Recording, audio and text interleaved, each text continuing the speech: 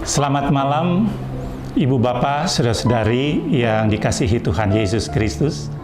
Salam sejahtera bagi kita semua. Puji Tuhan, malam hari ini kita dianugerahkan lagi kesempatan untuk boleh berjumpa dalam program Efata Bersyukur. Ibu Bapak, Saudara-saudari yang dikasihi Tuhan Yesus, Rasul Paulus pernah menyampaikan ungkapan kepada jemaat di Tesalonika agar bersyukur itu dalam segala hal. Apakah bisa kita bersyukur dalam segala hal? Kalau dalam segala hal berarti dalam suka dan duka. Waktu saya ditempatkan di Jemaat Maranatha Bali oleh Tuhan Yesus untuk menggembalakan kawanan domba gembalaannya, ketika saya melayani di rumah duka pada malam hari karena ada kedukaan, warga jemaat di sana setelah selesai beribadah, ibadah penghiburan, mulai acara mengucap syukur dengan menaikkan puji-pujian.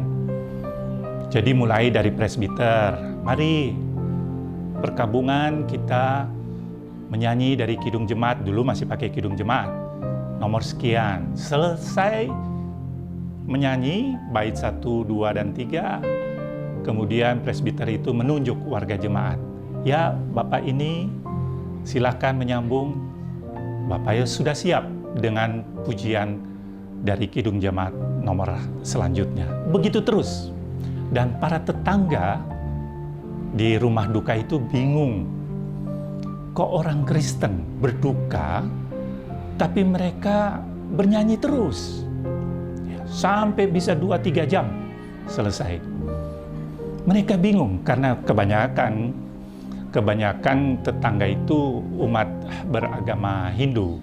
Jadi mereka bingung melihat atau mengalami suasana duka orang-orang Kristen yang dipenuhi dengan puji-pujian, dengan satu ungkapan syukur. Bisa begitu. Nah, Rasul Paulus di suratnya kepada jemaat di Roma pasal 8 ayat 28 dan 29, dia mulai dengan sebuah kalimat pendek.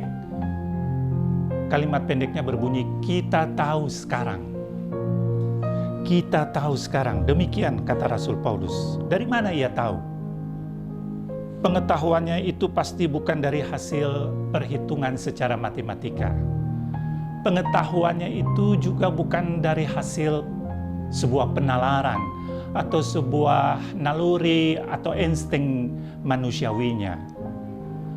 Kita tahu sekarang. Pengetahuannya itu adalah, pernyataannya itu adalah sebuah pernyataan iman. Kita tahu sekarang. Sebuah pernyataan iman yang timbul dari hasil pengalaman kehidupan berimannya kepada Yesus Kristus sebagai seorang rasul.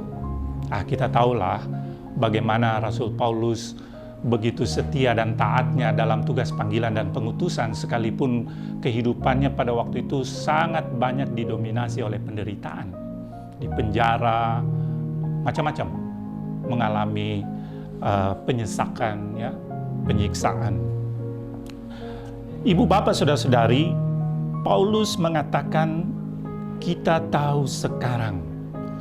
Saya lanjutkan bahwa Allah turut bekerja dalam segala sesuatu untuk mendatangkan kebaikan. Nah, saudaraku yang Tuhan Yesus kasihi, Rasul Paulus tidak tahu bagaimana Tuhan bekerja untuk mendatangkan kebaikan. Ya. Dia katakan juga Tuhan bekerja dalam segala sesuatu dalam kehidupan seseorang, tapi tidak semua orang, hanya orang yang mengasihi Dia. Kalau kita baca lanjutan dari ayat itu, segala sesuatu untuk mendatangkan kebaikan bagi mereka yang mengasihi Dia. Jadi tidak untuk semua orang. Itu berarti bukan Allah pilih-pilih, ya, bukan Allah hanya mau mengasihi orang yang mengasihi Dia, tidak. Allah akan memberikan hujan, matahari bagi semua orang, orang baik, orang jahat.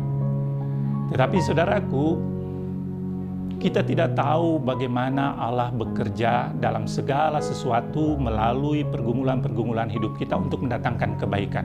Itu cara Tuhan bekerja. Paulus sendiri juga tidak tahu. Tetapi yang dia tahu bahwa segala sesuatu dalam kehidupannya, suka maupun duka, itu tidak berada di tangan sebuah nasib. Segala sesuatu yang terjadi dalam kehidupannya itu ada di tangan Tuhan, tangan Allah yang terus bekerja dalam kehidupannya melalui berbagai persoalan kehidupan suka dan duka untuk mendatangkan kebaikan. Nah, saudaraku, persoalannya kebaikan yang bagaimana? Tentu dalam ayat 29 Paulus katakan kebaikan yang menurut Allah bukan menurut manusia. Apa itu kebaikan yang menurut Allah? Ayat 29 dari Roma pasal 8 mengatakan bahwa kebaikan yang menurut Allah itu adalah Allah ingin agar segala mereka yang mengasihi Dia, Allah turut bekerja di dalam persoalan-persoalan kehidupannya suka dan duka untuk memproses dia menjadi semakin serupa dengan gambaran anaknya. Ayat 29, semakin serupa dengan gambaran anaknya yang tunggal, Yesus Kristus. Nah, itu sebabnya saudaraku, kita patut senantiasa bersyukur dalam segala hal. Karena dalam segala hal ketika kita mengasihi Tuhan, karena Tuhan sudah lebih dahulu mengasihi kita, maka Tuhan bekerja dalam segala hal, suka dan duka, untuk memproses kita makin menyerupai gambaran anaknya. Artinya hidup kita diproses untuk semakin menyerupai kehidupan Yesus Kristus. Itu kebaikan menurut Tuhan. Dan itu sebabnya mari kita senantiasa bersyukur di dalam segala hal. Tuhan Yesus memberkati kita semua. Amin.